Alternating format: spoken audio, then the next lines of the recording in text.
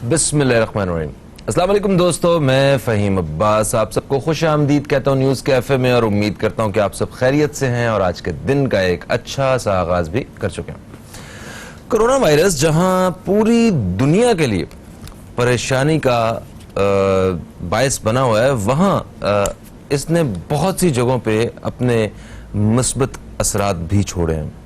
इस वायरस की वजह से जहाँ पूरी दुनिया की जो मईशत है, हर मुल्क की अपने अपने तौर पे भी जहाँ वो बदहाली का शिकार हो रही है, वहाँ लोगों को परेशानी का सामना करना पड़ रहा है। बहुत सारी अमवात हो रही हैं, लोगों के अंदर खौफ व हरास है, अपने आप को कैद करके बैठ गए। वहीं पे हमारे यहाँ पे हमें देखने को मिल रहा है कि कौमों की तरबियत भी हो रही है। आज आप ये देखिए कि इस दौर के गुजर जाने के बाद अगर किसी कौम में किसी डिपार्टमेंटल स्टोर पे थोड़ा दूर दूर खड़े होके और कतार बनने की आदत रह गई, तो इससे मेरा ख्याल है कि इससे अच्छी चीज़ क्या हो सकती है उस कौम में जिसमें ये आदत नहीं होगी। नंबर 2, लोगों के अंदर मिलने जुलने के आदाब जो हैं वो बदल गए हैं और वो आइंदा भी बदले रहेंगे। आप देखिएगा कि लोगों के अंदर हाथ मिलाना और बिला वजह गले मिलने की आदत जो हैं ये कम हो चुकी होंगी। लोग दूर से मिला करेंगे या शायद कुछ कोनी से ऐसे मिल लिया करेंगे, और भी मुख्तलिफ अंदाज लोगों ने निकाले हुए हैं। मास्क पहना करेंगे, मास्क को फैशन के तौर पे लोग इस्तेमाल करना शुरू कर दिया करेंगे कि जनाब ये फलाना सीज़न आ रहा है, ये मौसम चेंज हो रहा है, गर्मियाँ आ रही हैं, सर्दियाँ आ रही हैं, तो मास्क पहनना चाहिए। ये खैर सारी ये बातें तो अलग हैं। सबसे खूबसूरत बात कि हमारी कौम में हमें इंसानियत नज़र आ रही है। इस मौके पे जब सबके कारोबार बंद है, उस वक्त लोग अपना पैसा, अपना माल अल्लाह की राह खर्च करने में बिल्कुल नहीं सोच रहे हैं।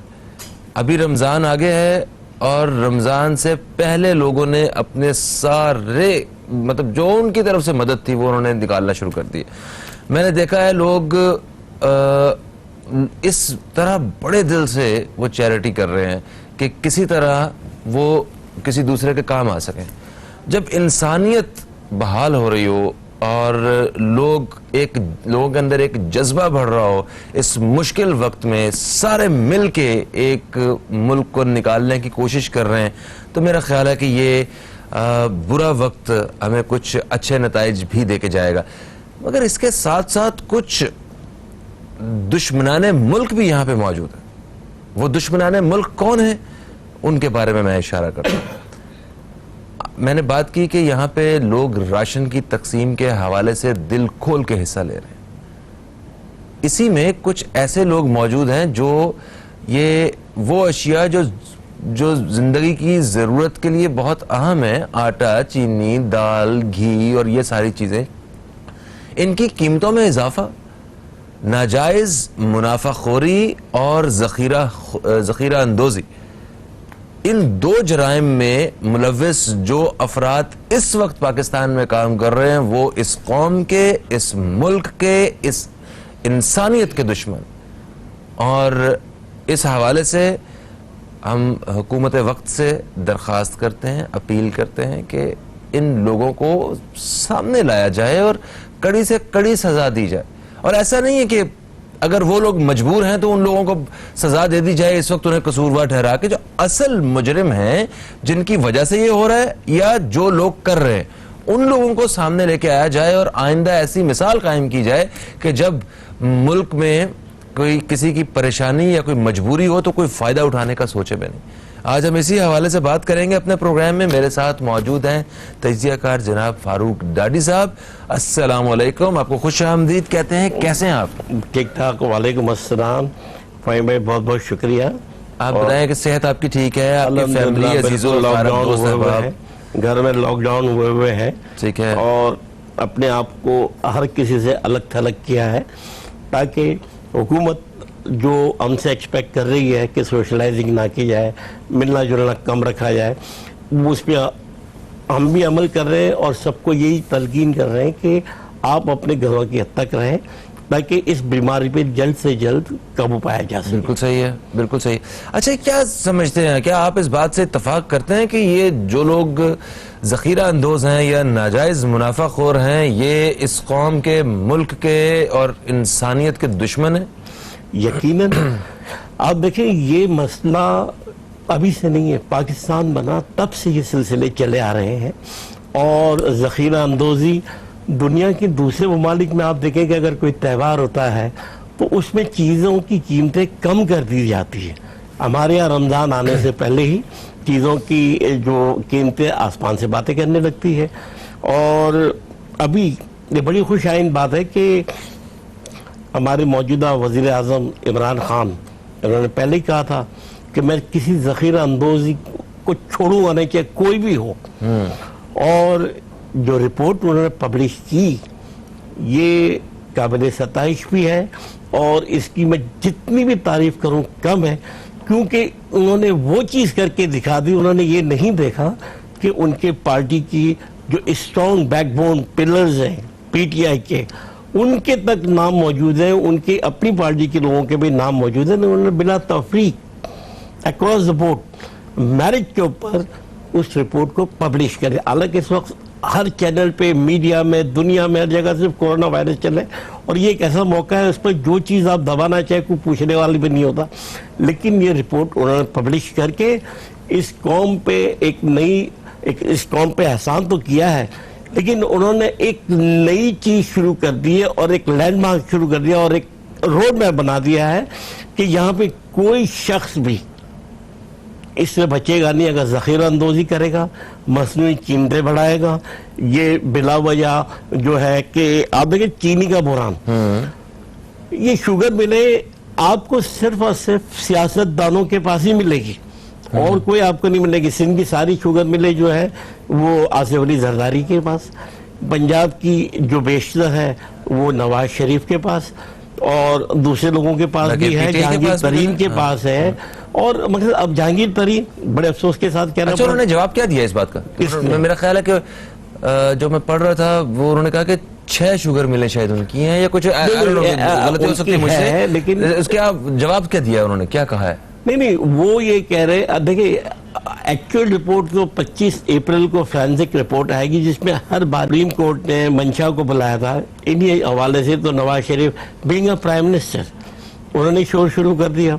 वहाँ पे क्या कहते हैं, राना सलाउल्लाह टीवी पे आके मसलक के ऊपर उलझा रहे हैं कि चूंकि उनका मसलक ये तो उन्होंने हमारे खिलाफ बातें करते हैं।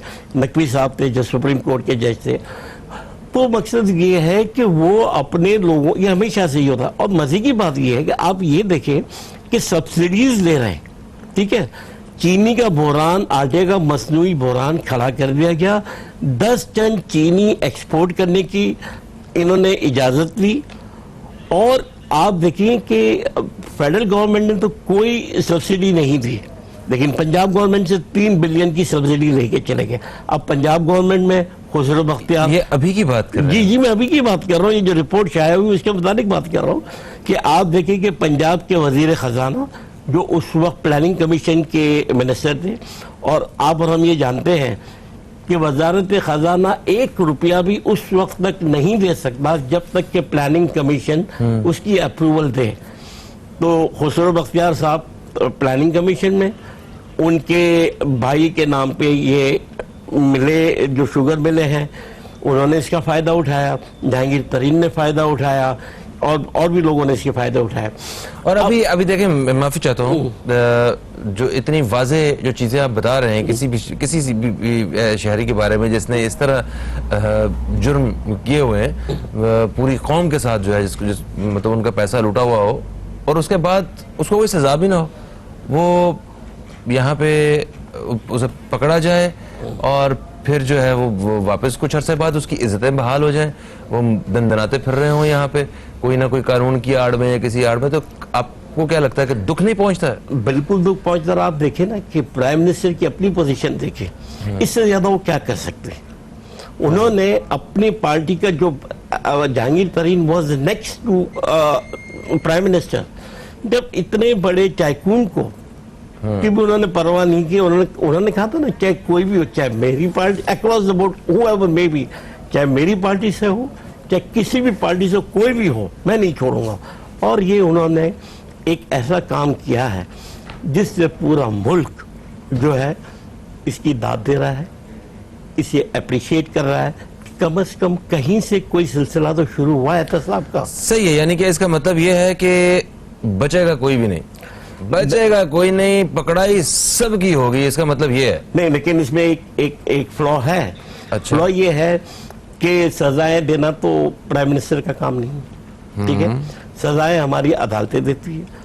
और अब आप देखें नैब के ऊपर कितना बड़ा क्वेश्चन मार्क आता है कि ये जितने बड़े बड़े मनी लॉन्ड्रिंग का एक बंदा भी अभी जेल में है, कोई नहीं है, हर कोई छूट गया। कैसे छूटे? इसका मतलब छोटा सा जुर्म होगा ना ये, इस वजह से शायद। छोटा जुर्म क्या, ये अगर अयान अली जो और इस तरह की जो कैरियर पूरे बक्से भर भर के यहाँ से दुबई और वहाँ लेके जाती थी, मिलियंस ऑफ डॉलर्स यहाँ से चले गए हैं, तो क्या ये हमारे इसाक डार साहब पूरा जो है यहाँ से वजीर खजाना शहबाज शरीफ का बेटा वो भी मुजरिम है, सलमान, उसको भी भाई आपने देखे ना कि नवाज शरीफ के दौर में, उसको भी अभी नवाज शरीफ के दौर में 22 अरब रुपए की सब्सिडीज दी गई इसी चीनी के ऊपर। अच्छा सर, मैं एक वक्फा लेना चाह रहा हूँ, वक्फे से वापस आते हैं तो इस बारे में जरा बात करते हैं कि इस सूरत, ये तो ठीक है, ये तो जो सियासी माहौल बना हुआ है ये तो सही है, मगर अवाम तक ये चीजें कैसे पहुंचानी है, ये बहरान कैसे खत्म होगा? इस वेलकम बैक, आप देख रहे हैं न्यूज कैफे, मैं हूं फहीम अब्बास और फारूक डैडी साहब हमारे साथ मौजूद हैं, जिनसे हम बात कर रहे हैं मौजूदा खाने पीने की जो अशिया हैं इनके बहरान के हवाले से। अच्छा फारूक साहब, ये बताइए कि ये तो चले ठीक है, सियासी तौर पे हमारी हुकूमत जो है वो उन्होंने निशानदेही की है और जो रिपोर्ट है वो सामने लेके आए हैं कि इस वजह से हो रहा है सारा कुछ, ठीक है, ओके। अभी 25 तारीख को फाइनल जो रिपोर्ट है वो आना बाकी है और तब पता चलेगा कि क्या होता है और आइंदा कि ये मसाइल ख़त्म होते हैं कि नहीं होते। इस वक्त एमरजेंसी है आपके मुल्क में, एमरजेंसी वाली ही सूरत हाल है कि जिन लोगों के घरों में खाना नहीं है और जो रफाही इदारे हैं वो कोशिश कर रहे हैं कि किसी तरह वो मतलब पहुंच जाएं, ढूंढ के बंदों के घरों में जाके खाना देके आएं। अब उन लोगों को ये पैकेट्स और बैग्स तैयार करवाने के लिए, मतलब अभी ये जिस घंटे में हम बात कर रहे हैं इस घंटे में भी ऐसे लोग होंगे जो मतलब दुकानों पे इन चीजों के मुंतजर होंगे और उन्हें मना, मतलब स्टॉक अवेलेबल नहीं होगा। तो ये स्टॉक फौरी तौर पे कैसे अवेलेबल हो सकता है और इनकी कीमतें जो अचानक आसमानों को छूने लगी हैं वो कैसे कम हो सकती हैं, उसके बारे में कोई आपके पास सजेशन है तो बताइए। देखिए, ये हम और आप जानते हैं कि ये जितनी प्राइस कंट्रोल होती है ये कमिश्नर्स जो शहरों के होते हैं, हम कराची में तो कमिश्नर कराची के मातहत ये इदारे जो है इसकी रोकथाम और इसको कंट्रोल करते हैं। प्राइस कमिश्नर के नीचे जितने डिप्टी कमिश्नर हैं वो अपने इलाकों को अपने एसडीएम के और डीसी जो अपने एसडीएम उनके जो मातहत होते हैं उनके तहत ये सारे निज़ाम को कंट्रोल करते हैं कि प्राइसेस बढ़े ना और ज़ख़ीरा अंदोज़ी होना। लेकिन अब आप देखें कि हमारे यहाँ ये पिछले सालों में जो सिविल सर्विस का और गवर्नमेंट सर्विस का जो स्ट्रक्चर पूरा तबाह बर्बाद हो चुका है, ठीक है ना, और वो कॉम्पिटेंसी नहीं उन अफसरान में, बल्कि वो तवज्जो ही नहीं देते, इसलिए कि जब वो देखते हैं कि ऊपर से लूट मार हो रही है तो नीचे उनको क्या पड़ी है, तो वो करके भी क्या करेंगे, वो पकड़ेंगे करेंगे, फोन आएगा उनको छोड़ना पड़ेगा। हर जगह मिनिस्टर्स इन्वॉल्व है, हर जगह। अब तो 18 अमेंडमेंट के बाद तो फेडरल का इतना अमल दखल नहीं है, सारा अमल दखल सूबाई हुकूमतों का है 18 अमेंडमेंट के बाद। तो ये अब आप देखें कि हमारे मुल्क में अगर आप देखा जाए तो गवर्नमेंट से ज़्यादा मुखय्यर हजरात जो है वो दिल खोल के लोगों की मदद करते हैं, चाहे रमज़ान हो, आम दिनों में हो, और कोई भी क्राइसिस का वक्त होता है तो हमारी कौम में लोग बढ़ चढ़ के हिस्सा लेते हैं और ये एक बहुत खुशाइन बात है। और जब भी इस मुल्क में कोई बुरा वक्त आया है, तमाम अपने नज़रियात को, अपने इख्तलाफात को, अपने मसलक को, हर चीज़ को बालाए ताक रखते हुए लोगों की खिदमत के लिए बाहर निकल आते हैं।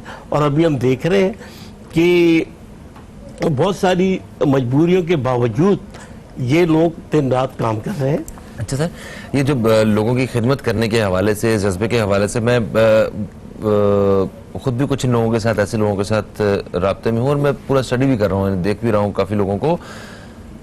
ये एक जो रवाज है ना तस्वीर बनवाने वाला, मेरे एक अजीज़ हैं वो ये काम कर रहे हैं, लाइक उन्हें वो यूएसए से कुछ जो पाकिस्तानी वहाँ पे बैठे हुए हैं वो वहाँ पे उन्हें ऑनलाइन पैसे भेज रहे हैं, ठीक है। उन्होंने एक पेज बनाया था कि आप यहाँ पे फंड जो है ना अपने भेजें, हम पाकिस्तान में ये लगाएंगे।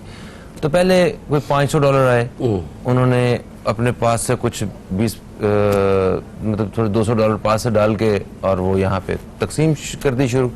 अब उस तकसीम के लिए उनकी डिमांड ये थी कि हमें तस्वीर चाहिए। क्यों?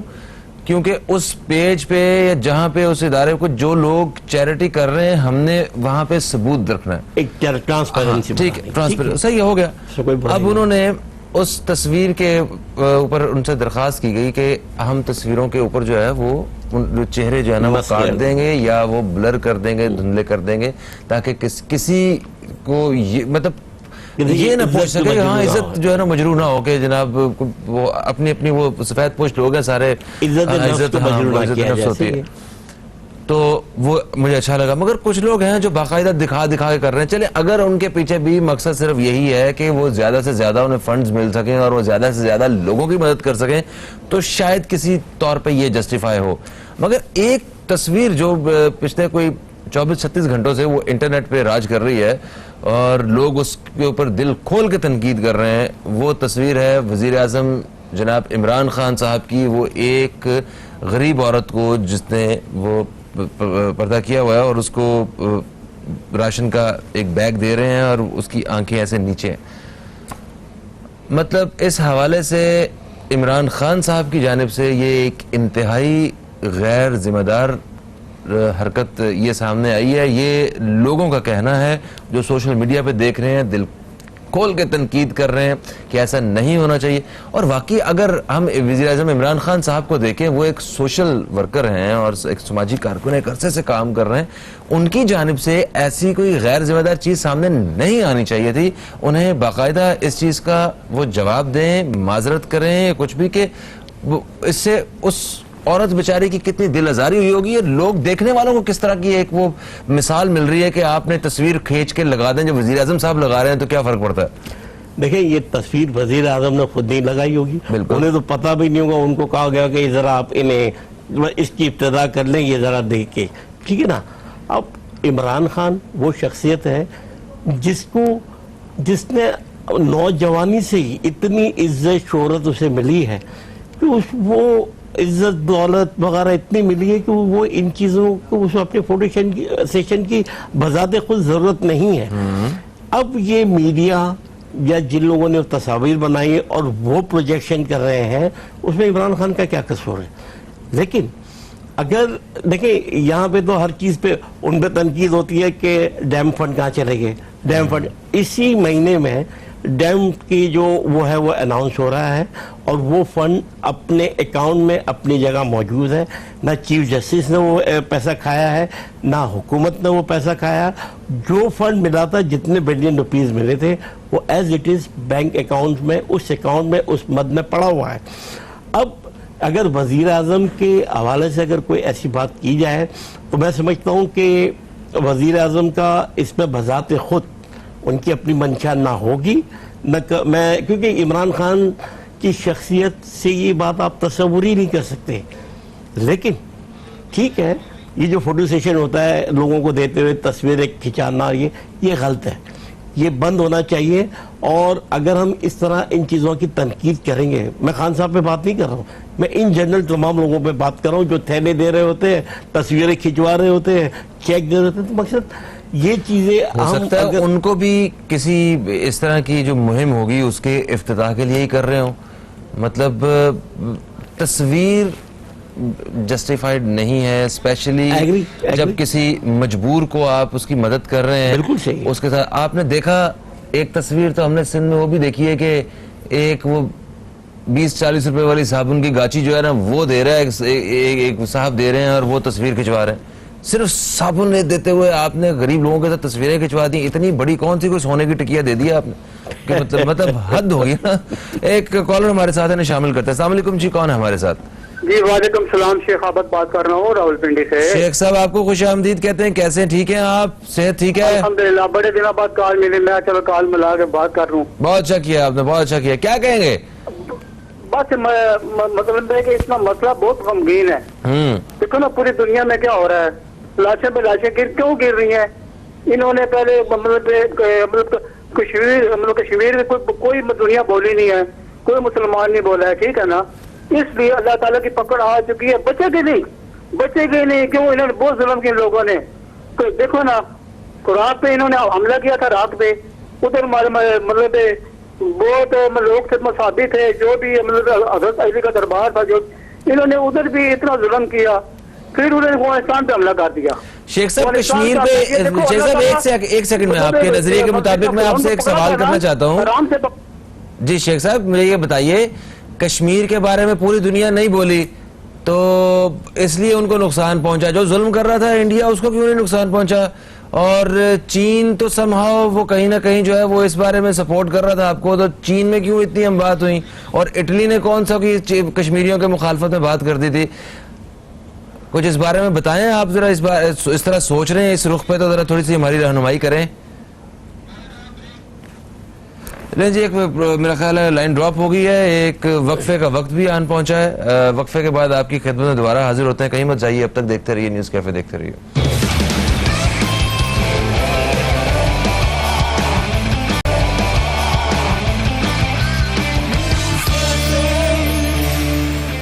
अच्छा तो क्या समझते हैं फारूक साहब, अभी जिस तरह वक्फे से पहले एक कॉलर हमारे साथ मौजूद थे, शेख आबिद साहब, अच्छे माशाल्लाह कॉलर हैं, हमें रेगुलर कॉल किया करते हैं, तो उनके ख्यालात ये है कि सारा कुछ कश्मीर की वजह से नहीं बोले थे, इस वजह से हो गया। देखिए मैं मौजू कुछ और है, बात कुछ और कर रहे थे, और वो ये कैथोलिकल चीज़ें और वो मजहब को बीच में लाना। हमारे यहाँ मैं कोरोना वायरस के हवाले से एक मौलवी साहब टीवी पे आके या सोशल मीडिया पे आगे कह रहे हैं कि या अल्लाह इस बीमारी को काफिरों की तरफ मोड़ दे। अरे भाई, इस्लाम कभी ये नहीं कहता, इस्लाम है हमेशा इंसानियत की बात करता है कि आप चाहे इर्रिस्पेक्टिव ऑफ एनी रिलीजन, कोई भी मजहब हो, लेकिन आप इंसानियत को नहीं छोड़ेंगे। अगर कोई गैर मुस्लिम भूखा है तो क्या आप उसको खाना नहीं देंगे? आप भी मुसलमान हैं, मुझे ईमानदारी से बताएं, क्या आप ये दुआ कर सकते हैं कि जितने भी वो लोग जो मुसलमान नहीं है वो मर जाएं या उनकी वो उन्हें नुकसान पहुंच जाए? अल्लाह ताला सबको अपने हिफ्ज़-ओ अमान में रखे, चाहे मुसलमान हो चाहे मुस्लिम ना हो। ये एक इंसानियत के हवाले से ये बीमारी, ये एक आम मुसलमान की दुआ है, ये उसके ख्यालात हैं। एग्जैक्टली, ठीक है, ये मेरे आपके और सर के ये हमारे ख्यालात हैं। तो इसलिए वो ऐसी चीजें जो क्लैश कर रही हैं एक आम मुसलमान के ख्यालात के साथ, वो चाहे किसी के मुंह से भी हैं, जो कुरान और हदीस की जो तालीमात है उनके साथ अगर कोई कहीं थोड़ा सा क्लैश कर रही हैं तो खामोशी इख्तियार कर लेनी चाहिए, और उसको ना प्रमोट करें, ना उसको फॉरवर्ड करें, ना अपना वहाँ पे वो राय दे के वो उन लोगों को और ज़्यादा जो है वो वायरल करें। हमारे नबी ने कभी ऐसी दुआएं नहीं की, उन्होंने तो हमेशा अच्छी बात की है। जो उनके मुखालिफ थे, गैर मुस्लिम भी थे, हमेशा अच्छी बात की और उनके हक में दुआएं की है। तो इस तरह की बातें नहीं होनी चाहिए, इससे हमारा इमेज भी खराब होता है, ना ये इस्लामी तालीमात है।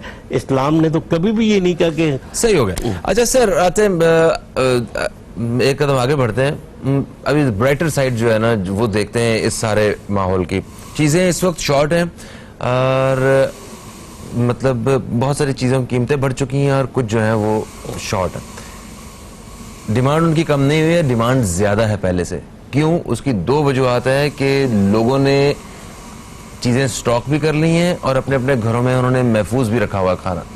अब मुझे ये बताएं कि ये आने वाले जो दिन हैं इसमें हम लोग किस तरह ये जो भूख का वायरस है इससे निपट सकते हैं, क्योंकि ये जो कोरोना वायरस है ये शायद पाकिस्तान इससे उस तरह इसको नुकसान नहीं पहुंचा, और इंशाल्लाह हम महफूज रहेंगे। और हम जितने गरीब तबका है, जिसके बारे में हमारे सियासतदान भी बता रहे हैं, जो गरीब तबका है वहाँ पे अभी तक हमने इस तरह के कोई केसेस खास नहीं देखे और वहाँ ये वायरस नहीं पहुंचा है। तो ये वो क्लास बिल्कुल महफूज है, मगर उन्हें भूख भूख का खतरा है। अब भूख पड़ी हुई है वहां पे, वो उनकी भूख कैसे खत्म होगी? हम लोग सारे मिलके कैसे उन अपने बहन भाइयों की, उन पाकिस्तानियों की, उन अपने मुसलमान बहन भाइयों की किस तरह मदद कर सकते हैं?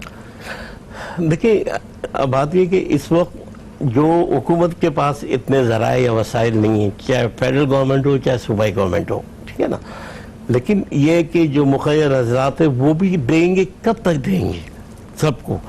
तो हुकूमत को चाहिए कि एक लिमिटेड पैमाने पे, अगर वो समझते हैं कि उन्होंने इसको काबू पाने में काफ़ी, और यकीनन इस वक्त मैंने देखा है कि सदर पाकिस्तान तमाम लोगों को पर्सनली फ़ोन कर करके उनसे मदद मांग रहे थे कि सियासत तो 2 महीने के बाद भी हो जाएगी। इस वक्त हम एक ऐसे हालात में हैं कि एक मुल्क में क्राइसिस है, तो हम सब मिलके इस पे काबू पाते हैं और हम ताउन करते हैं। एक मैंने सदर पाकिस्तान जनाब आरिफ अलवी की एक सोशल मीडिया पे एक कॉल देखी, जो वो अमीर जमात इस्लामी से बात कर रहे थे। उन्होंने कहा कि आप अपनी डॉक्टर्स की टीम की हमें मदद चाहिए, और आप, तो उन्होंने कहा ठीक है भाई, हम सियासत बाद में कर लेंगे, लेकिन अभी जो है हम इस कौम की जो जरूरत है, तो हम इस वक्त इस क्राइसिस में एक प्लेटफॉर्म पे आ जाए, एक प्लेटफॉर्म पे आ जाए और हम मिल के इसका मुकाबला करें इस वायरस। देखें, जो बेहतरीन अप्रोच है वो यही है बिल्कुल सही कि आप मुश्किल वक्त में सारे इकट्ठे हो जाया करते हैं, उस वक्त मतलब अपना बर्तन पीछे नहीं खींच लेते होते। बिल्कुल तो सही है। मगर ऐसे कुछ लोग हैं जो इस जिनके बारे में बात कर रहे हैं कि जो जखीरा अंदोज हैं, नाजायज मुनाफाखोर हैं, वही इस कौम के, इस मुल्क के, वही इंसानियत के दुश्मन भी हैं और वो जुर्म भी कर रहे हैं। इन लोगों को इस जुर्म की सजा मिलनी चाहिए और आइंदा ये सिलसिला रुकना चाहिए। कॉलर हमारे साथ है, शामिल करते हैं। अस्सलाम वालेकुम जी, कौन है हमारे साथ? शहाद साहब, बिल्कुल ठीक ठाक, खैरियत से हैं। आप बताइए, आपकी सेहत ठीक है? आप खैरियत से हैं? अल्लाह का शुक्र फ़हीम। ये अभी ये बैठे मेहमान, उनकी खिदमत में भी सलाम। मसला ये है कि ये रिपोर्ट आ गई, ये ब्लैक मार्केटिंग, फला मार्केटिंग, ये सब चीजें देखिए, ये 25 को क्या रिपोर्ट आएगी और 30 को क्या आएगी। जब कर रहे होते हैं ना तो कोई मसला नहीं। अब आप कुछ सोचिए, जब हमारा पीएम बदल मजबूरी में या खुशी में या गम में या किसी प्रेशर में बिल्डर्स को कह रहा है तुम जायज लाओ, नाजायज लाओ, हम तुम्हें वेलकम करेंगे, तो अगले साल फिर ये रिपोर्टें खुलेंगी कि किस माफिया के लिए इन्होंने ये दिया था। देखिए, जुर्म ये एक होता है जुर्म करना, एक होता है तुम जुर्म करके आ जाओ मेरे, मैं तुम्हें शेल्टर दूंगा। तो वो उसकी क्या कैटेगरी, जरा इनसे फैसला, इनसे लेने तस्दिया आपके मेहमान से। जज़ाकल्लाह। ठीक हो गया, ठीक हो गया। देखिए, ये जो बात कह रहे हैं उनका ये है कि जो कंस्ट्रक्शन के अंदर गवर्नमेंट ने कहा कि आपसे जरा आमदनी नहीं पूछी जाएगी, लेकिन आप ये देखें कि गवर्नमेंट ने अभी तक ये बात नहीं तय की। अगर आप अपार्टमेंट लेने जा रहे हैं, अगर आप बुक करा रहे हैं, तो आपसे आपकी जरा आमदनी नहीं पूछी जाएगी, ठीक है ना। अभी ये तय नहीं हुआ है कि आप अगर बिल्डर जमीन खरीद रहे हैं तो उसकी आपसे पूछा जाएगा नहीं, ये तफसीलात तो नहीं आई। उन्होंने सिर्फ ये कहा कि आपसे आपकी सोर्स नहीं पूछी जाएगी। तो बहरहाल देखें, इसके मनफी पहलू और मस्बत पहलू, ये दोनों काइंडली जरा इसके सामने रखिए। देखें, मस्बत पहलू ये है मस्बत पहलू कि आप जब कंस्ट्रक्शन इंडस्ट्री चलेगी, कंस्ट्रक्शन के साथ साथ 50 इंडस्ट्रियां चलती है। सैनिटरी की हो गई, सीमेंट, रेत, लोहा, एल्युमिनियम, ग्लास, मतलब 50 इंडस्ट्री, लेबर है, लेबर है, और लेबर है। लोग जो पैसा दबा के बैठे हुए हैं, जो किसी सूरत नहीं निकाल रहे थे, जो वो सारा मार्केट में आएगा और वो लोगों तक जो है ना वो यूटिलाइज होना शुरू होगा। एक पहलू तो इसका पॉजिटिव साइड तो ये है। अच्छा, दूसरा पहलू ये है कि मैं इस आपके तवज्जुह से हुकूमत को कहना चाहूंगा कि जो जमीन खरीद रहा है, जो कुछ है, उससे जरूर इसकी सोर्स ऑफ इनकम पूछी जाए, वरना ब्लैक मनी सारी आ जाएगी और जमीनों की कीमतें और बढ़ जाएगी। अच्छा, नहीं, ये देखें, ये तो आप बता रहे हैं, ये तो आप सजेशन दे रहे हैं, ठीक है। जो मनफी पहलू है, ये होने से नुकसान क्या हो सकता है? लेकिन अभी गवर्नमेंट की मुफस्सिल रिपोर्ट इस बारे में नहीं आई। अच्छा, ये क्या हम किन लोगों को, अभी ये तो डिस्टिंग्विश हुआ ना, अभी तक तो बताया नहीं गया कि किन लोगों को इस्तिस्ना दिया गया कि आपको नहीं पूछा जाएगा। तो मैं समझता हूं कि बनाने वालों से, अगर बनाने वाले 5% है बिल्डर, तो खरीदने वाले 95% होंगे। तो क्या ऐसा तो नहीं कि मतलब एक ये भी ख्याल जहन में आ रहा है कि जिस तरह पिछली हुकूमतों की तरह अपनों को नवाजने वाली बात है, उनके लिए ही ये सारी पॉलिसीज कुछ ऐसी बनी हो कि जिन फायदा भी उन्हीं लोगों का ही हो? इसमें मेरा नहीं ख्याल है। वजह यह है कि आपका अगर टॉप का लीडर ईमानदार है, वो सही है, तो उसके असरात नीचे तक आते हैं। अगर वो करप्ट है, उसके असरात नीचे तक आते हैं। लेकिन मिन हासिल कौम, हमें इन चीज़ों को खुद सोचना चाहिए। हमें ये जो चीज़ें हैं मेरिट के ऊपर होनी चाहिए, और यकीनन हुकूमत कोई ना कोई मैकेनिज्म ऐसा रखेगी कि हकदार को ये चीज़ें मिले और मेरिट पे ये मकानात दिए जाए। और देखिए, ये बनने से ये कि जो बेजा इतने महंगे महंगे जो अपार्टमेंट, और 5-5, 6-6 करोड़ का एक क्लिफ्टन में अपार्टमेंट है, तो ये बनने से उसकी कीमतें भी नीचे आएगी, लोगों को रोजगार भी मिलेगा, और आपकी 50 नई इंडस्ट्रियां चलेगी। आप देखें ना, इस वक्त टेक्सटाइल में हमारी क्या पोजीशन थी कि आपके पास जो कैपेसिटी थी बनाने की, वो तमाम फैक्ट्रियों के पास पूरा हो चुका था। आपके पास गुंजाइश ही नहीं कि मजीद आप ऑर्डर ले सके। लेकिन जब आपके पास, जाहिर बात है कि अगर 100 रुपए की एक, जो इंडिया से 250 रुपए की चीज खरीद रहा है दुनिया से कोई, और पाकिस्तान में वही चीज आपको 100 रुपए की मिलेगी, तो बंदा यहीं से लेगा ना। तो टेक्सटाइल में हम फुल हो गए, और यकीनन हम आगे जा रहे हैं। दूसरी इंडस्ट्रीज में भी जितनी भी सनतें हैं, उसमें भी हमें पाकिस्तान के पास बेहतर होने का, अपने आप को सेटल करने का, अपने पांव पे खड़े होने का बड़ा बेहतरीन मौका है ये। बिल्कुल इस वक्त जो है वो सारी अशिया जो बाहर से आया करती थी, वो पाकिस्तान में वो बनना शुरू हो गई। आप देखें कि सेहत के शोबे में बहुत सारी चीजें ऐसी हैं कि जो यहाँ पे पाकिस्तान में तैयार हो रही हैं अभी, और उसके अलावा बेशतर ऐसी चीजें जो हमें चाहिए होती है, हमारी जरूरत की अशिया, वो पाकिस्तान में बनना शुरू हुई है। मगर यहाँ पे अभी भी हुकूमत को इस वक्त ये जो वक्त आया है ना, ये शायद अल्लाह ना करे कि ऐसा वक्त दोबारा कभी मतलब किसी के ऊपर भी आए, तो हमारी जिंदगियों में भी ये दोबारा वक्त ऐसा नहीं आएगा। मगर इस मुश्किल वक्त में जो लिए गए फैसले हैं ना, ये बड़े काम आएंगे हमारी सारी जिंदगी के लिए। देखिए, मैं आपको ये कहना चाह रहा था कि पहले बीच में क्या हो रहा था, लोगों ने अपनी फैक्ट्रियां बंद कर दी, इसलिए कर दी थी इस हुकूमत के आने से पहले कि आप अगर रॉ मटेरियल इंपोर्ट कर रहे हैं तो वो आपको महंगा पड़ रहा है, और उसी रॉ मटेरियल की फिनिश गुड आप इंपोर्ट कर रहे हैं तो आपको सस्ता पड़ रहा है। तो लोगों ने ये किया कि अपने वर्कर्स को निकाला, वहां से तैयार माल चाइना से मंगा दे, यहाँ अपनी लेबलिंग लगा के मार्केटिंग कर रहे थे। अब जिस फैक्ट्री में 100 बंदा काम कर रहा, सबको फारिग करके 10-15 लोग रह गए। तो इस तरह इंडस्ट्री हमारी बंद हो गई थी। यहाँ तक कि यहाँ पे कुत्ते और बिल्लियों के शैम्पू, खाने तक की चीजें इंपोर्ट की जाती थी। तो आप देखें कि पहले ही होता था कि $100 की चीज आप अगर इंपोर्ट, $100 की चीज अगर आप एक्सपोर्ट कर रहे हैं, तो आप $125 की चीज इंपोर्ट करते थे। सही। लेकिन अभी ये रेशो जो डेफिसिट था वो कि $100 की आप एक्सपोर्ट कर रहे हैं, और तकरीबन $200-250 की आप इंपोर्ट कर रहे हैं। और ये ज्यादती है, ये अपने साथ हम लोग ज्यादती खुद कर रहे हैं इस हवाले से। और मतलब ज़राअत के हवाले से भी कुछ सूरत हाल इससे मुख्तलिफ नहीं है। वहाँ भी हम लोग जो है वो तकरीबन खसारे वाली ही बात है कि हम एक ज़रई मुल्क हैं और ज़राअत के हवाले से माला माल है, और इतनी बहुत सारी चीज़ें हमारे मुल्क में, जो अदरक और लहसुन है ये बाहर से आ रहा है, चाइना से आ रहा है, और पता नहीं क्या क्या चीज़ें जो है बाहर से आती हैं। खैर जनाब, थैंक यू सो मच, आप तशरीफ लाए। सजेशन आखिरी में दे दूं, बस जल्दी से जितनी भी शुगर मिले हैं ना, मैं हुकूमत से कहूंगा इन सबसे सारी सब्सिडीज वापस ली जाए, और जब तक सब्सिडीज नहीं देते यहाँ एडमिनिस्ट्रेटर बैठाए और वही कंट्रोल करे सारा सब कुछ।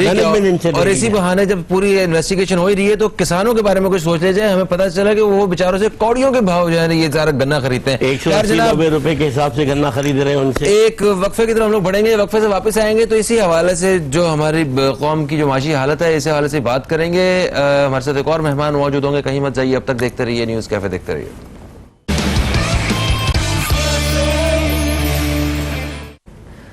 वेलकम बैक, आप देख रहे हैं न्यूज़ कैफे, मैं हूं फ़हीम अब्बास, और आज हम प्रोग्राम में बात कर रहे हैं कोरोना वायरस से मुतल्लिक जो भी सूरत हाल है, जो मौजूदा सूरत हाल है, ताज़ा तरीन सूरत हाल पाकिस्तान की, इस बारे में बात हो रही है, जिसके मुख्तलिफ पहलू हैं जिन पर हम बात करेंगे। इससे पहले कि मैं अपने मेहमान का तारुफ करवाऊँ और हम इस बारे में बात शुरू करें, हेल्थ टिप्स के नाम से एक सेगमेंट होता है छोटा सा। आइए चल के जरा वो देखते हैं और फिर आके अपने मौजू पर बात करते हैं।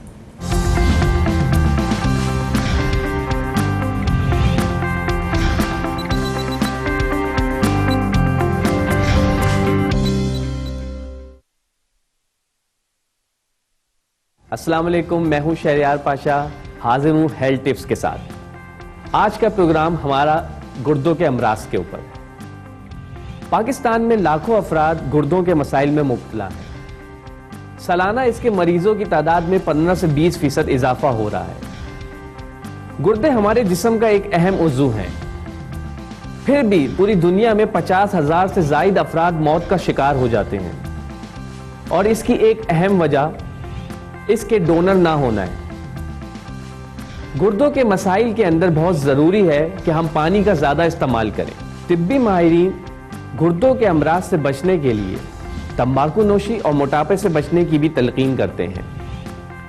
अगर आपको सही तरीके से नींद नहीं आ रही तो बहुत हद तक हो सकता है कि इसमें भी गुर्दे सही तरीके से काम ना कर रहे हैं, क्योंकि गुर्दे जब सही तरीके से सही फ़आल से अपना काम ना कर सकें तो जिस्म से जहरीला मवाद खारिज नहीं होता और ये खून में शामिल हो जाता है, और जब खून में इसकी सतह बुलंद हो जाती है तो आपको सही तरीके से नींद नहीं आती। इसके अलावा गुर्दों के सही काम न करने से जिस्म में इलेक्ट्रोलाइट की कमी भी हो सकती है, जिसकी वजह से मसल अकड़ने लगते हैं। तो बहुत ज़रूरी है कि गुर्दों के मसाइल के लिए आप डॉक्टर से रुजू करें। इनकी बहुत सी अलामात हैं: सर दर्द, थकावट, जिस्मानी कमजोरी, सांस में बू आना, जायका बदल जाना, सांस की खराबी, जिस्म का थकना, हाथ पैर का सूज जाना, ये सब अलामात हैं गुर्दों की खराबी की। तो फौरी तौर पे डॉक्टर से राब्ता करें, देर बिल्कुल ना करें। मुझे उम्मीद है आपको हमारी टिप्स पसंद आई होंगी। दोबारा हाजिर होंगे नई टिप्स के साथ। शुक्रिया।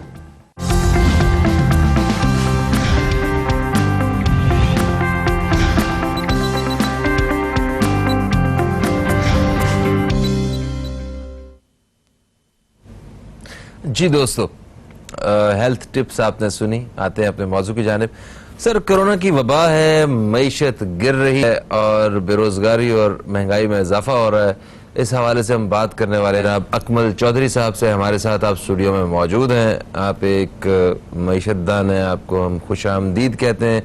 कैसे हैं आप? ठीक ठाक हैं? बिल्कुल ठीक ठाक है, थैंक यू। आप मुझे बताइए कि आपके दोस्त अहबाब में, अजीज़ व अक़ारब में सब खैरियत से हैं? इस वबा से सब महफूज हैं? जो नोन हैं, जितने भी हैं, अभी तक किसी मतलब उसमें ऐसी कोई वबा सामने नहीं आई, कोई रिपोर्ट सामने नहीं। शुक्र अल्हम्दुलिल्लाह, शुक्र अल्हम्दुलिल्लाह। अच्छा, ये जो सूरत हाल है सारी, जो मुआशी सूरत हाल है, जो एक तो इस वबा की वजह से सिर्फ पाकिस्तान में पैदा नहीं हुई, पूरी दुनिया इससे मुतासर है। हम इसमें जो हमने अभी तक कंट्रोल किया है उसका एक मेजर रोल जो प्ले किया है वो लॉकडाउन ने किया है कि लोगों को अपने अपने घरों में महफूज और महदूद रहने का कहा गया और एहतियात के बारे में बताया गया। उस एहतियात से और इस सारे तरीक़ाकार से हम लोगों ने अभी तक काफ़ी हद तक इसको उस तरह फैलने से रोका है जिस तरह दूसरे ममालिक में ये वबा जो है फैल रही थी। मगर इसके साथ साथ जो मुश्किलात खड़ी हुई हैं ये एक्शन लेने से, वो हमारे इकोनॉमिक सेक्टर पे हुई हैं। आप देखें, लोगों की नौकरियां वो ख़तरे में है। 1 करोड़ लोगों की नौकरियां जो हैं वो उनको ख़तरा है, ये एक रिसर्च के मुताबिक। उसके बाद बहुत सारे इदारे ऐसे हैं जो अभी तक जिन्होंने मतलब इदारे तो खोले हुए हैं मगर वो लोगों को उस तरह उन्होंने ना उनको वक्त पे तनख्वाहें दी हैं, ना उनका कोई ख्याल रखा है। तो वो हर जगह पे लोग चैलेंजेस का सामना करके बैठे हुए हैं। इन चैलेंजेस से कैसे निपटा जाएगा? लॉकडाउन कब तक हम लोग बर्दाश्त कर सकते हैं? कब तक होना चाहिए? इस बारे में ज़रा अपनी कीमती राय से हमें आगाह कीजिए। अच्छा, सबसे पहले तो जहाँ तक मैं लॉकडाउन की आपको जिक्र करूँ, लॉकडाउन का जो डॉक्टर्स का ये ख्याल है कि ये 14 डेज का एक पीरियड होता है जिसमें अगर किसी भी एक आम बंदे को अगर ये बीमारी है तो उसमें ये 14 डेज से में पता चल जाता है और उससे क्योर भी हो जाता है, अलामत सामने आ जाते हैं। तो नॉर्मली जो गवर्नमेंट्स लॉकडाउन करती हैं तो वो 28 डेज के ऊपर होता है कि 14 डेज का एक पीरियड है, और उस बंदे से आगे कहीं और ट्रांसफर हुआ हो तो दूसरे वाले को भी वो 28 डेज में ये चीज़ें कवर हो जाती हैं। अलहमदुलिल्लाह सिंध गवर्नमेंट ने, आपने देखा होगा, सबसे पहले ये इकदाम किया। बस इकदाम करने का मकसद भी यही है कि उन्होंने इकदाम की हद तक तो कर दिया कि ये ठीक है, ये बंद कर दो, वो बंद कर दो, फला कर दो, ये कर दो। तो इस हद तक तो तमाम गवर्नमेंटों ने बहुत ज़बरदस्त काम किया, और इसका हल जो था वो था तो यही कि आप अपने आप को आइसोलेशन में लेके चले जाएं। लेकिन इसके बाद वाला वो जो सूरत हाल है वो बड़ी थोड़ी सी हौसला अफजा इसलिए नहीं है कि वो मरहला कौन सा होता है, दूसरा मरहला जिसके ऊपर बात करना चाहिए? दूसरा मरहला ये होता है कि पहले मरहले में आपने क्वारंटाइन कर दिया, उसके बाद एक जो नॉर्मल जो खाते पीते घराने वो तो ठीक है, लेकिन जो सफ़ेद पोश लोग हैं या गरीब लोग हैं तो उन तक खाना भी तो पहुंचाना होता है, उन तक खुराक तो कम से कम पहुंचानी होती। तो इस मरहले में आके दोनों गवर्नमेंट जो है ना वो नाकाम नजर आ रही है, और अभी तक सिर्फ इनको वो चैनल ही मतलब अभी अवेलेबल नहीं हुए, ना आइडेंटिफाई हुए हैं। सर अभी रिपोर्ट आई है से उन तक पहुंचाया जाए, कोई डेटाबेस बनाने में लगा हुआ है, कोई टाइगर फोर्स बनाने में लगा हुआ है, कोई जो है वो कुछ कर रहा है, लेकिन अभी तक जो एंड यूजर है, जो दिहाड़ीदार तबका है, जो सफेद पोश लोग हैं, उन लोगों तक जो है वो रोजगार या किसी किस्म का कोई खाने पीने की अशिया पहुंचाने का जो है वो अमल वो शुरू नहीं हो सका हुकूमत की जानिब से नहीं हुआ। लेकिन देखें, आपकी बात सही है, पाकिस्तानी दुनिया में दूसरे नंबर पे हैं जो सबसे ज्यादा चैरिटी और डोनेशन करते हैं, वो आपकी बात बिल्कुल सही है। लेकिन चैरिटी और डोनेशन करने से भी सिर्फ कराची की आबादी 2.5 करोड़ है, तकरीबन पंजाब की आबादी 8 करोड़ है, तो उसमें अगर सिर्फ इंडिविजुअल लेवल के ऊपर चैरिटी करने वालों ने तो अपना अपना हक अदा कर रहे हैं, लेकिन जिस तरीके से गवर्नमेंट मुनज़्ज़म तरीके से गवर्नमेंट को अपना रोल प्ले करना चाहिए था अभी तक टिल डेट, वो अब में नजर नहीं आ रहा किसी भी जगह पे। तो इस मामले में गवर्नमेंट को खास तौर पे इस तरफ अपनी तवज्जो फोकस करेंगे, जी डिस्ट्रीब्यूशन वो ये सोच रहे हैं कि पहुंचाया किस तरह जाए। भाई सर ये स्लो क्यों है? वो तो आते हैं उस तरफ पहुंचाया कैसे जाए, वो आपकी तजावीज़ तो मैं जरूर शामिल करना चाहूंगा, मगर मुझे एक बात बताएं कि ये हफ्ते गुजर गए लॉकडाउन को, हफ्ते गुजर गए सब कुछ बंद किए हुए, और दिहाड़ीदार के बारे में आप बात भी कर रहे हैं, आगे बता रहे हैं कि देखें जो रोज का डेली वेजेस वाले लोग हैं वो कितने मुतासिर होंगे, हमें उनकी फिक्र है। उन लोगों की इतनी फिक्र है कि आप प्लानिंग तो कर रहे हैं, मगर वो प्लानिंग इतनी स्लो हो रही है। ये कोई उनके बच्चों की शादियों की बात नहीं हो रही जो ठीक है अगले महीने 3 महीने बाद कर लेंगे जनाब, दिन की रखने में कोई वो बात नहीं हो रही। ये रोटी की बात हो रही है जो दिन में 3 दफा गरीब का बच्चा भी खाता है, अमीर का बच्चा भी खाता है। तो कितनी आसानी से इतने दिन गुजार दिए गए, मतलब ये इतना सारा सिलसिला प्रोसीजर स्लो क्यों है, इस बारे में आप किस तरह देखते हैं जरा बताएं। देखिए शुरू में देखें क्रेडिट ले जाने के मामले में सारी गवर्नमेंट पेश थी, सिंध गवर्नमेंट हो, फेडरल गवर्नमेंट हो, कोई भी हो, कि जी हमने भी लॉकडाउन कर दिया, हमने मर्ज को रोक दिया। भाई लॉकडाउन तो इसका हल है, लेकिन लॉकडाउन से आगे की पिक्चर कोई नहीं देख रहा ना। अब उसमें स्लो होने का मकसद है कि इन लोगों के पास डेटा ही अवेलेबल नहीं है। अच्छा, जहाँ डेटा अवेलेबल है वहां पे जो ना वो करप्शन की नजर है, जबकि सबसे जो बेहतरीन तरीका वो ये है कि जो हमारे फलाई इदारे इनके थ्रू किया जाए, या ये जो लोकल गवर्नमेंट्स का अगर हमारे यहाँ पे निज़ाम मौजूद होता इफेक्टिव, तो आज हमें ये दिन ना देखना पड़ता। जो मरदमशुमारी की है इन्होंने, वो तो जो जगह जगह जाके डाटा लिया उसके बारे में, वो मरदमशुमारी का अभी सोच रहे हैं कि ये बना रहे हैं शायद कोई डेटाबेस, उसकी बेसिस के ऊपर मर जाएंगे इससे या भूख से चेक्स। वही ना वो क्या कहते हैं कि बड़ा खूबसूरत शेर किसी ने कहा है कि खान साहब के लिए कि हमने माना कि तगाफुल न करोगे लेकिन खाक हो जाएंगे हम तुमको खबर होने तक। तो जब तक खान साहब के इकदाम पूरे होंगे, जब तक खान साहब जो है ना वो इकदाम उनकी डेटाबेस पूरी होगी, लोग मैसेजेस कर करके थक जाएंगे, उसके बाद जब आधी से ज्यादा खलकत जो है वो कोरोना के बजाय भूख और अफलास की परेशानियों में मुब्तला हो जाएगी, तब खान साहब की डेटाबेस शायद काम करना शुरू करे। जो खान साहब ने खुद तो आगे दरवाजा खटखटा के जो ये नहीं पूछना क्या है साहब, मगर जो टीम्स हैं, जो इदारे हैं, जो बाकायदा एक अरसे से काम कर रहे हैं सारे, वो क्या इतने नाअहल हैं या मतलब कोई कॉम्पिटेंट नहीं है, कोई एफिशिएंट नहीं है वो कि वो इनको फौरन ये चीज प्रोवाइड कर सके। पूरी दुनिया के पास ये मामला पहुंचा है, उन्होंने दिनों में ऐसे अनाउंस किया और उन्होंने कहा तुम कार्रवाई असी बैठे हैं, ऐसी हम बैठे हुए हैं, आप घरों में बैठ जाएं, हम सारा कुछ देख लेंगे, आपको किसी किस्म की परेशानी की जरूरत नहीं है।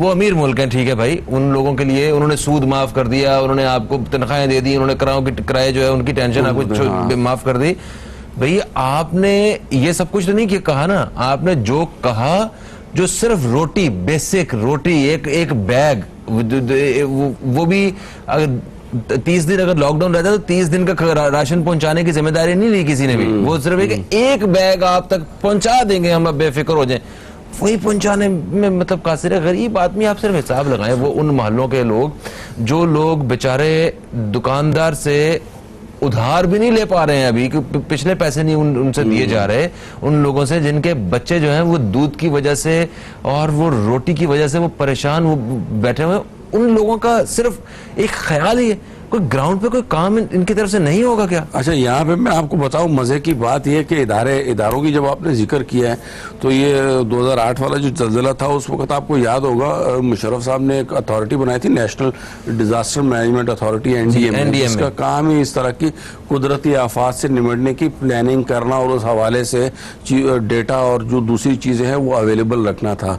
अच्छा, वहाँ पे एनडीएमए का डेटा भी अभी तक अपेरेंटली उनकी तरफ से क्या इकदाम किए गए हैं, अगर किए भी गए तो हमारी नॉलेज में नहीं है। इसके अलावा मैंने जैसा आपको बताया कि अभी मैं आ रहा था यहाँ पे डीसी कमिश्नर ऑफिस सिंध में जो लोकल गवर्नमेंट्स हैं वो डीसी सिस्टम है यहाँ पे, तो डीसी के ऑफिस के बाहर लोग रुल रहे हैं, ख्वार हो रहे हैं और कोई पूछने वाला नहीं है। छोटे छोटे बच्चे हैं और माएँ बच्चों को लेके वहाँ पे शनाख्ती कार्ड की कापियाँ लेके जमा कर रहे हैं और दे भी नहीं रहे हैं और कुछ नहीं मिल रहा कहीं, मतलब एक मुनज़्ज़म तरीके से कुछ नहीं है। इस मामले में सिर्फ और सिर्फ वो जो हमारे वो जो मुखैर हजरात है, जो नॉर्मल एनजीओज हैं, वो एक इफेक्टिव तरीके से जो कर रही हैं सो कर रही हैं, लेकिन वो बहरहाल सर एक यहाँ पे थोड़ा सा एक चीज और मुझे बताइएगा, ये जो इनका वोटिंग वाली जो लिस्टें आती होती हैं, जब वो वोट हर घर में इन्हें पता होता है कि इनके घर में 4 बंदे हैं 18 साल से ऊपर और इनका वोट बना हुआ है या बनने वाला है, वो तो फौरन लिस्ट लेके पहुंच जाते हैं बॉस, नाम भी होता है, पूरे पाकिस्तान में एक एक जगह पे घर में पहुंचे होते हैं, फिर ये भी अफसोस कर रहे होते हैं कि देखो वोट नहीं पाए लोगों ने, इतने लोगों को डालना चाहिए था वोट। तो मतलब उस वक्त पे ये सारे लोग इतने मुतहरिक हो सकते हैं, तो इस वक्त कोई ज्यादा मुश्किल वक्त है। देखिए, वोटर लिस्टों की जहाँ तक आप बात कर रहे हैं ना, सबसे पहले इसमें हमें जो है ना वो जो प्रॉब्लम आ रही है ना वो आइडेंटिफाई करनी है आ क्या रही है। सबसे पहले हमारे यहाँ पे पाकिस्तानी है ना, तो उनको पता है कि ये एक SMS भेजना है और रजिस्टर्ड हो जाना है, पैसे मिल गए तो ठीक है, नहीं मिले तो ना सही। अभी तक लोग ज़्यादातर बहुत उम्मीद नहीं है, ठीक है ना। अब वोटर लिस्टों की जो आप बात करते तो वोटर लिस्टों में कोई इस तरह की डिफ्रेंसिएशन तो नहीं होती ना कि कौन सा बंदा डिजर्विंग है कौन सा नहीं है, उसके बहरहाल एक क्राइटेरिया सेट किए हैं। जैसे अभी जो मेरी नॉलेज में है, गवर्नमेंट ने जो फिल्टर लगाई है 81 का जो SMS का जो इन्होंने सिस्टम इंट्रोड्यूस किया है, उसमें जैसे किसी ने उम्रा किया हुआ है तो वो इसमें शामिल नहीं होगा, इसी तरीके से किसी के मोबाइल का वो नहीं है इसमें। तो इस तरह के उन्होंने चेक्स और फिल्टर्स लगा के डेटा एक कंपाइल करने की कोशिश तो की है, लेकिन अगेन फिर वही क्वेश्चन आ जाता है, भाई ये सब कुछ करोगे तो इकदाम कब दोगे? भूख तो टाइम तो नहीं देखती, भूख आपके 10 अप्रैल तक जो है ना वो आपकी टाइगर फोर्स बनने का इंतजार करेगी, या यहाँ पे सिंध गवर्नमेंट के DC सिस्टम का इंतजार करेगी जहाँ पे लोग बाहर धक्के खा रहे हैं। अच्छा, फिर बीच में मैंने एक सोशल मीडिया पे वीडियो देखी, उसमें कोई आधा किलो चावल दे रहे हैं और लोगों से अंगूठे और ठप्पे लगवा रहे हैं। ये करप्शन का बाजार इन्होंने एक अलग गर्म किया हुआ है कि किसी को आधा किलो दिए होंगे, वो जाहिर है लिस्टें विस्टें जो बना रहे हैं आगे एविडेंस शो करेंगे कि हमने तो बहुत ज्यादा राशन डिस्ट्रीब्यूट किया और दिया क्या है कि वो छोटी छोटी थैलियां उनको दे रहे हैं। तो इस तरह की माफिया अलग अपना एक सरगर्म इसमें हुई है। तो अच्छा, वो एक आदि मुजरिम जो है वो मतलब जिनका काम ही सारा साल ये है कि लोगों को अपनी मजबूरी बता के उनसे लूट खसूट करना पैसा, वो भी एक माफिया सरगर्म है, प्रोफेशनल बैगर्स जो हैं। और वो ईद हो शबरात हो, जब कोई बड़ा इवेंट आता है वो सैलाब एक इन फकीरों का जो है ना वो शहरों की तरफ उमड़ आता है, वो भी आया हुआ है। और वो असल जो हकदार लोग हैं उनके हक पे डाका ये लोग मार रहे हैं। इस पर बात करेंगे, एक छोटा सा वक्फा है दोस्तों, कहीं मत जाइए, अब तक देखते रहिए न्यूज़ कैफे, देखते रहिए, आपसे अभी दोबारा मुलाकात होती है।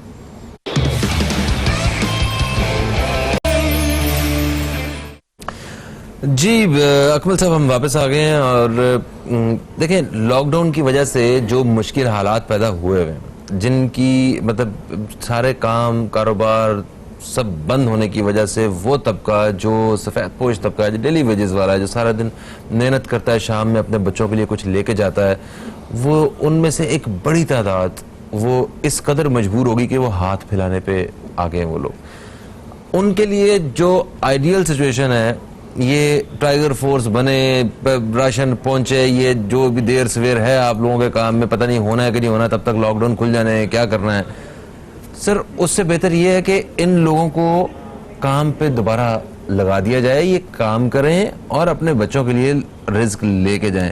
अब काम करने के लिए जो सेफ्टी प्रिकॉशंस हैं, जिस तरह इस वक्त मीडिया काम कर रहा है ना, मीडिया के लोगों में से कितने लोग इन्फेक्टेड सामने आए हैं? नहीं नजर आए ना, क्यों? उन्हें पता है कि उन्होंने, ये देखें, मैं आपको माफी चाहता हूं, मैं ये देखें, ये सैनिटाइजर पड़ा हुआ है, ये मास्क पड़ा हुआ है, हमारे आपके पास मास्क पड़ा हुआ है, हमारे सारे जितने भी स्टाफ के जो लोग हैं वो सारे यहाँ पे मास्क पहन के फिर रहे हैं, तो अपने अपने हिसाब से सारे सफाई का ख्याल रख रहे हैं, अपने कोई हाथ नहीं मिला रहे हैं दूर दूर। तो अगर इसी तरह के पूरे मतलब फॉर्मेट को फैक्ट्रीज में या दूसरे दफातर जो हैं, जो एजेंसीज हैं, जो काम करने वाले जितने इदारे हैं, उन पे अगर अपना के और शुरू कर दिया जाए कि बिस्मिल्लाह करो, कम करो यार, तो कितनी चीजें जो हैं वो साइडों से सारी ओपन हो सकती हैं, बेहतर हो सकता है काम।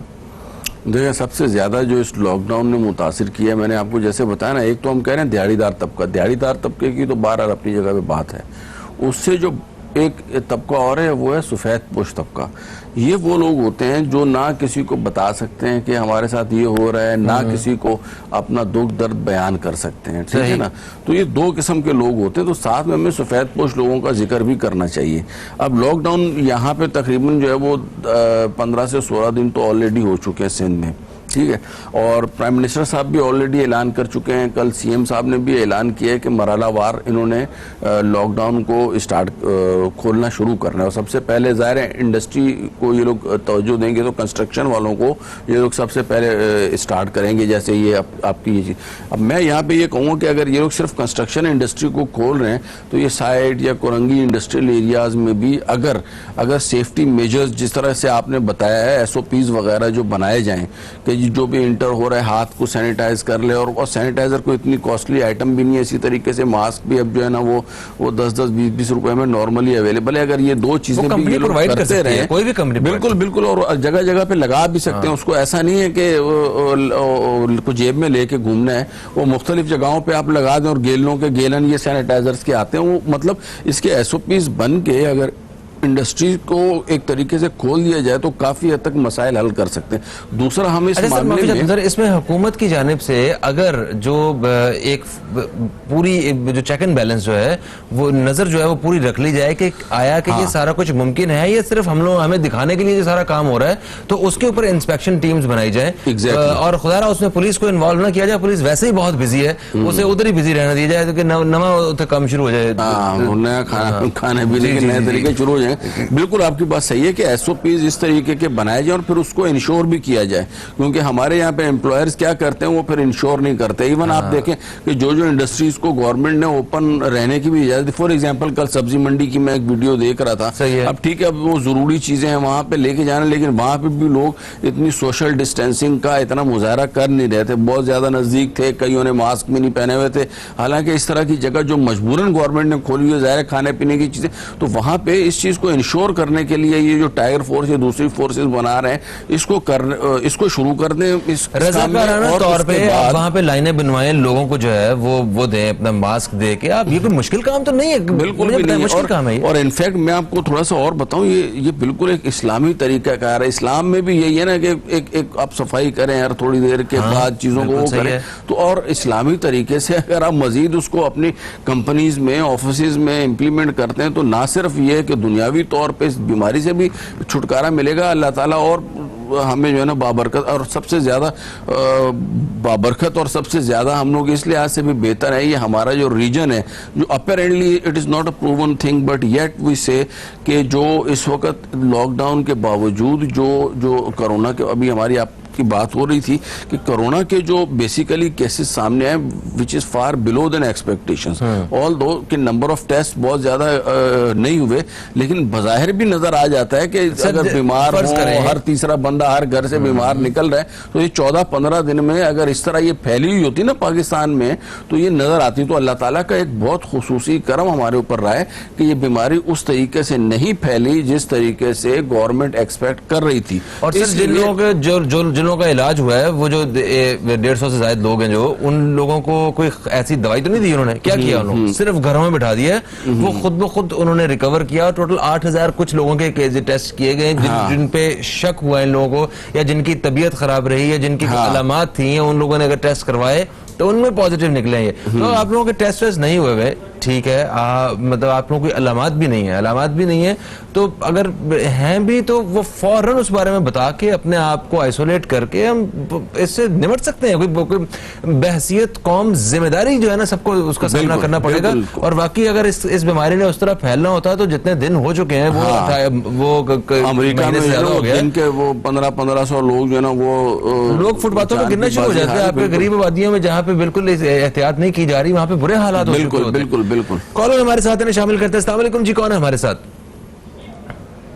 हेलो सर, ये आपके साथ। हेलो सॉरी, कौन बात कर रहे हैं?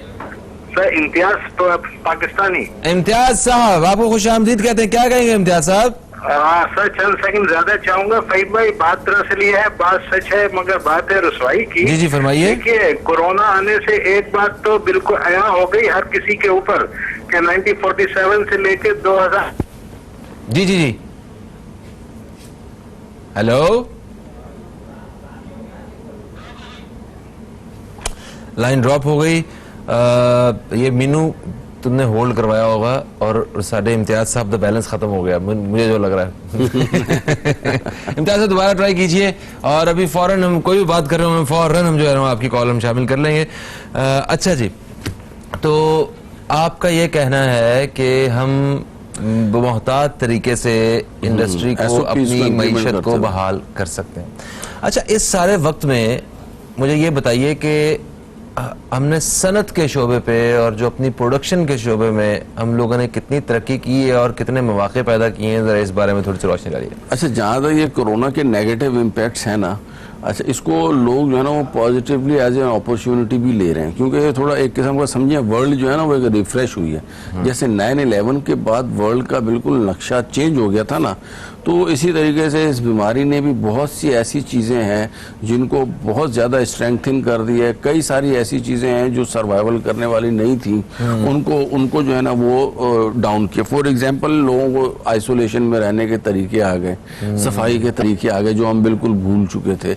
उसके बाद आप ये देखें कि अब मैं अगर ऑनलाइन इंडस्ट्री की आपको बताऊं कि वर्क फ्रॉम होम का कॉन्सेप्ट बहुत खुल के सामने आया कि घर पे बैठ के भी काम हो सकता है। अच्छा, उसके बाद एजुकेशन की अगर मैं बात करूं तो ऑनलाइन क्लासेस में ये जो ऑनलाइन जो सर्विसेज प्रोवाइड करती हैं सॉफ्टवेयर की कंपनीज वगैरह, आप यकीन करें दे आर ओवरबर्डन। तो वर्ल्ड हैज नाउ चेंज्ड, ठीक है ना।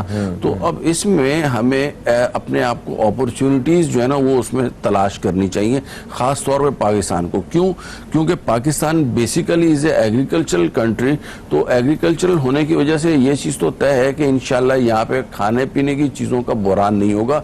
इनफैक्ट बाज लोग ये कह रहे थे कि जी लॉकडाउन कर देंगे, सब कुछ बंद कर देंगे तो चीज़ें महंगी होंगी।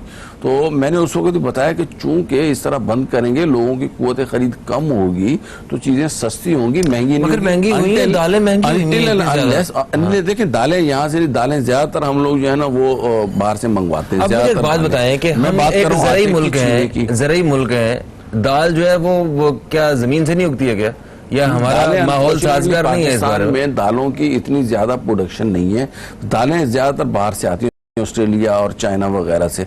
हमारे यहाँ पे की जो मेन क्रॉप्स है ना वो मैंने आपको बताया, एक ये है अपना कपास है, गंदुम है, चीनी है और गन्ना है। बस ये तीन जो है ना वो मेन क्रॉप्स हैं। इन तीनों का फड्डा जो हमारे हाथ में है, अगर दालों का होता तो शायद वो भी एक और फड्डा जो है ना क्रिएट हो चुका होता। एग्जैक्टली, बिल्कुल। अच्छा, वो बाहर के ममालिक से हम इसलिए कम्पीट नहीं कर पा रहे ना कि उनकी तो पर एकड़ यील्ड, अगर यही दाल अगर हम पाकिस्तान में उगाने जाए तो 300 रुपए किलो बिकेगी। अच्छा, जाहिर है क्यों? उसकी वजह ये कि प्रोडक्शन नहीं है ना। अब 1 एकड़ पे उगाएंगे, वहां पे जितनी उसकी प्रोडक्शन है वो जब बेचने जाएंगे ना तो वो 300 रुपए की तो जो उगा रहा है उसको घर पे पड़ेगी। तो इसलिए बाहर वालों ने तो अब बाकायदा एग्रीकल्चर के ऊपर रिसर्च कर करके इस तरह के सीड्स, इस तरह के फर्टिलाइजर्स और इस तरह का एनवायरनमेंट पैदा किया हुआ कि पर एकड़ यील्ड उनकी बहुत ज्यादा है।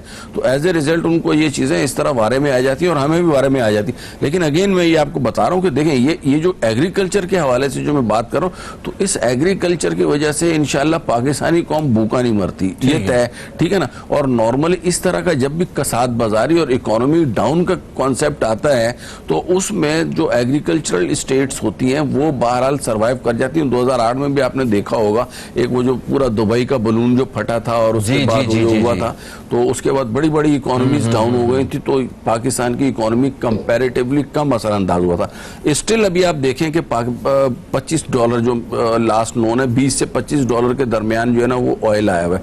उसमें कोरोना की वजह भी है, आपस की भी इनकी वो वजूहात हैं रशिया की और सऊदीया की।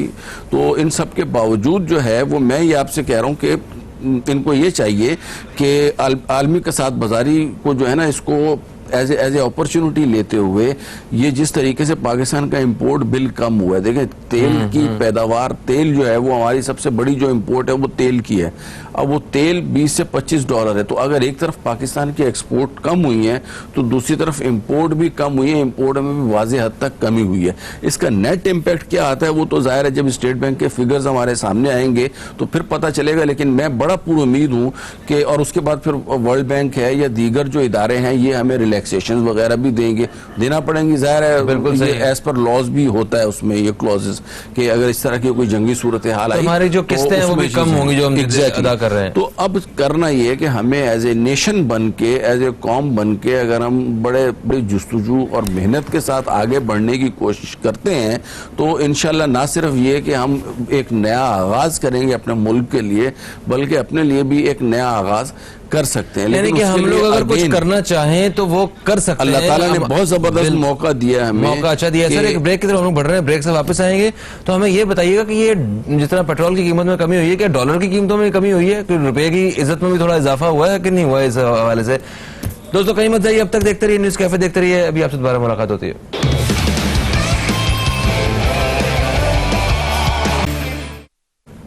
जी दोस्तों, एक वक्फे के बाद हम फिर से आपकी खिदमत में हाजिर हो चुके हैं और मोहम्मद अकमल चौधरी साहब हमारे साथ हैं, तज्ज़ियाकार हैं और मईशतदान हैं। इनसे बात हो रही है मौजूदा सूरत हाल के हवाले से, पाकिस्तान की कोरोना वायरस इस वबा के बाद जो माशी सूरत हाल है उस हवाले से बात हो रही है।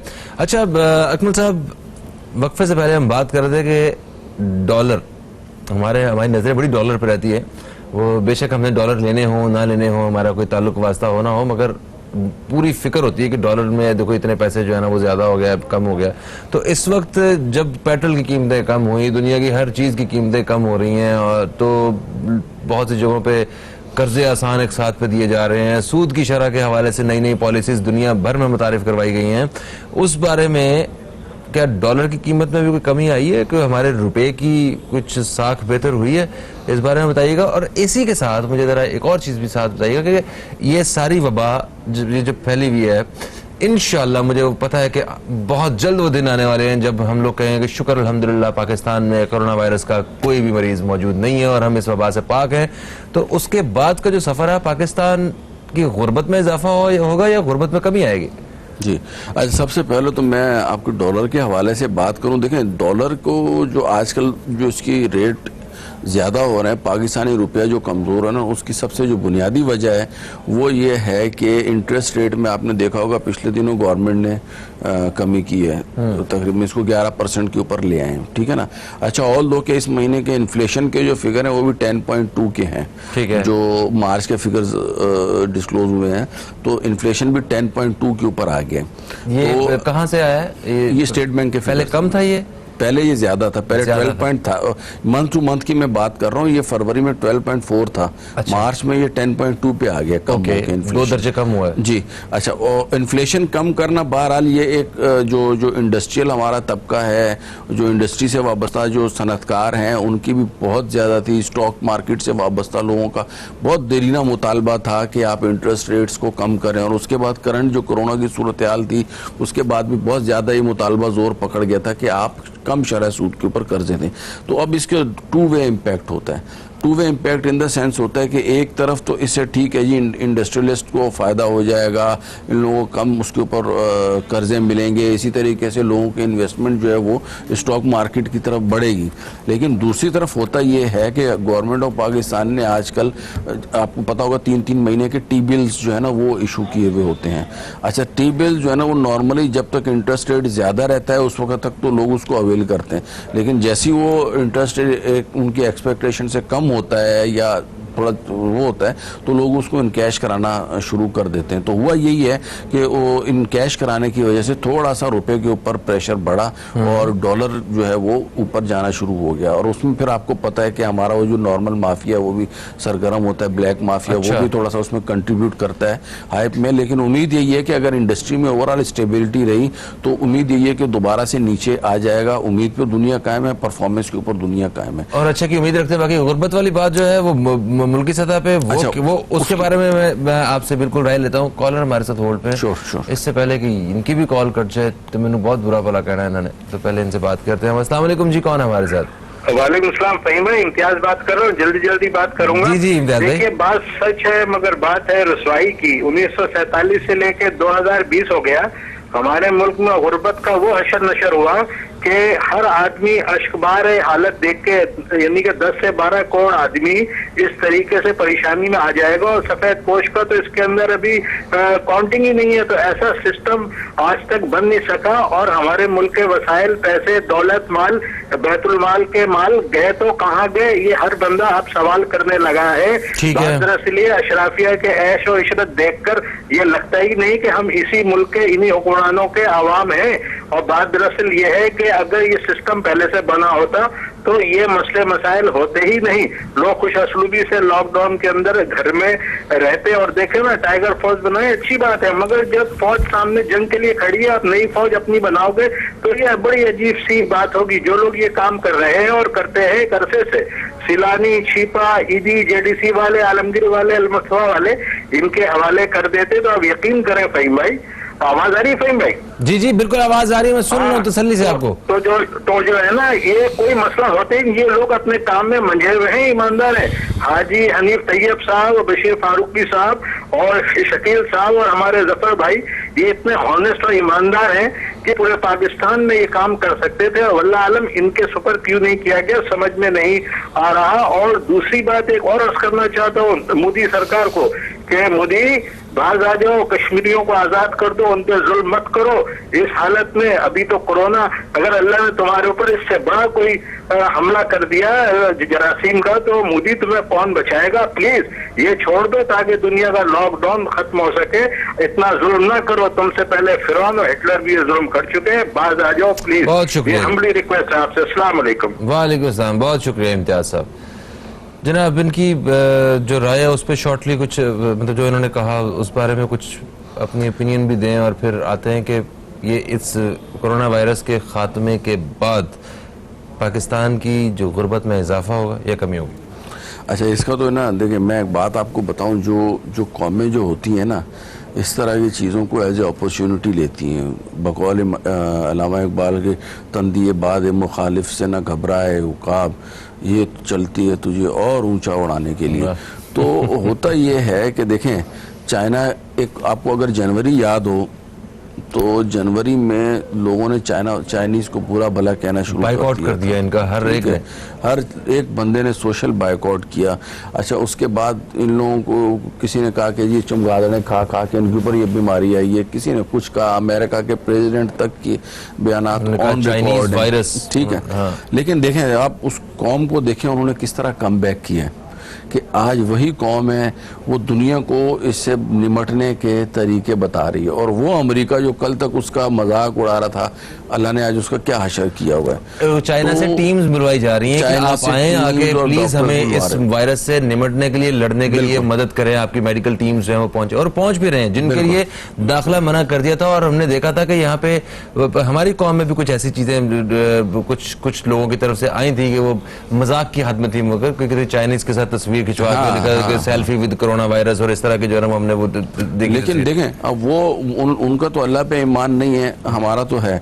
लेकिन मैं कह रहा हूँ आप उन्होंने देखें किस तरीके से कम बैक किया है, ठीक है ना। तो ये कौमें इस तरह उठती हैं, तो हमें भी अच्छा उसमें कोई उसके सदर ने थोड़ी कुछ किया है, उन्होंने तो एज ए नेशन रिस्पॉन्ड किया है, उनके हर एक बंदे ने अपनी अपनी जिम्मेदारी को पूरा किया है। हमारे यहाँ पे भी अगर कोई ये लेके बैठा हुआ है कि जी मुराद अली शाह साहब आके जो है ना वो हमें सही करेंगे या हमें इमरान खान आके सही करेगा या कोई और आके सही करेगा, ऐसा नहीं है। हमें एज ए नेशन इसको रिस्पॉन्ड करना है और जिस फील्ड से हम वाबस्ता हैं हमें उस फील्ड में रहते हुए और जो भी हमारे SOPs या जो भी चीज़ें बनाई गई हैं उसको इनकरेज करना है और मेहनत करनी है ताकि हम भी चाइना की तरह कम बैक करें। और इसमें मेरी बात आप नोट कर लें कहीं पे, अगर हम लोग इस अपॉर्चुनिटीज़ को अवेल करने में कामयाब हो जाते हैं तो इंशाल्लाह ये जो आने वाले दिनों का जो मुआशी बहरान है इसमें हम लोग दुनिया की मदद करने की पोजीशन में होंगे, ना कि हम मदद मांगने की पोजीशन में होंगे। लेकिन उसके लिए बहरहाल नीयतें जो है ना वो सही होना ज़रूरी है। हर एक चीज़ का गुनाह जो है ना वो गवर्नमेंट के ऊपर डालना भी सही नहीं है, कुछ अपने खाते में भी डालना चाहिए, कुछ हमें अपने ऊपर भी करना चाहिए ना। हम भी स्टॉक कर रहे हैं, हमारा भी जिस हद तक बस चलता है एज ए नेशन तो कोई किसी को माफ़ थोड़ी करता है, बस सबका जिसका जो फुदू लगा हुआ लगा के बैठे हुए, कोई मसला थोड़ी है उसमें। तो हमें एज ए नेशन वर्क करना होगा इस बीमारी के ऊपर। अल्लाह ताला की हमारे ऊपर खुसूसी रहमत है कि इस हमारे रीजन में इस वायरस ने उस तरीके से रिएक्ट नहीं किया जिस तरह इटली, स्पेन और अमेरिका और बरतानिया में जिस तरीके से किया है। और उसकी विटनेस की ज़रूरत नहीं है ना, विटनेस जैसे आप बता रहे हैं कि एक भर जाने थे अस्पताल तो कोई रोक सकते हैं उसको दिखाने से, सड़कों पे लोग गिरे होते बहुत। हाँ, इन्होंने माशाल्लाह इतना एक्सपो सेंटर और इतने ज़्यादा इंतजामात कर लिए गवर्नमेंट ने कि इनके पास अच्छी खासी तादाद में भी अगर अल्लाह ना करे कोई मरीज आते हैं तो उनको ये इस वक्त क्योर करने की पोजीशन में। एक अंदाजे के मुताबिक तकरीबन 15 लाख के करीब इन्फेक्टेड लोगों को अगर कोई पाकिस्तान में इन्फेक्टेड हो जाते हैं तो उन लोगों से निमटने के लिए उनको उनके इलाज मुआवजे के लिए इन्होंने अपना बंदोबस्त किया हुआ है। अब वो ये एक उन्होंने बैकअप पे ये सारी अब अपनी पूरी मेडिकल, लेकिन इंशाल्लाह अल्लाह ने चाहा तो इसकी जरूरत नहीं पड़ेगी। अल्लाह ने चाहा मेडिकल के शोबे में हमें ये सारी चीजें आएंगी। और इससे आप देखें ना, मैं वही कह रहा हूँ अपॉर्चुनिटीज आप ये देखें, हमारे जो फ्रंट लाइन वर्कर्स हैं, हमारे डॉक्टर्स की किस हद तक जो है ना वो हौसला अफजाई हुई है।